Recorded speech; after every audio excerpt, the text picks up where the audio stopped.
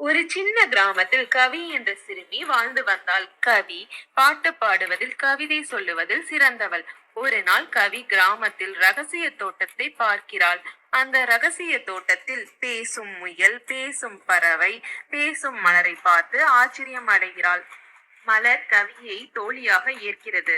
மலர் கவியிடம் உதவி கேட்கிறது. தனது ஒளியை பாம்பு மறைத்து வைத்திருப்பதாகவும், தான் அதனால் வாடிக்கொண்டிருப்பதாகவும் தனது வேதனையை மலர் கவியிடம் சொல்கிறது. கவி அதனை கேட்டு வேதனை அடைகிறாள். கவி வாக்குறுதி அளிக்கிறார், ஒளியை மீட்டுத் தருவதாக. கவி துணிச்சலாக தனது நண்பர்களுடன் பாம்பை சந்திக்கிறாள். பாம்பிடம் தனது கவிதைகளை சொல்லி அவனை நண்பனாக மாற்றினாள். பாம்பு ஒளியை திரும்பி தந்து விடுகிறது. பாம்பின் மந்திரத்தை சொன்னவுடன் மலருக்கு ஒளி வந்து விட்டது. அனைத்து விலங்குகளும் மகிழ்ச்சி அடைந்தனர். கவி தனது பாடலால் நண்பர்களை மகிழ்வித்தாள். அனைவரும் மகிழ்ச்சியாக ஆடலும் பாடலுமாக கொண்டாடினர்.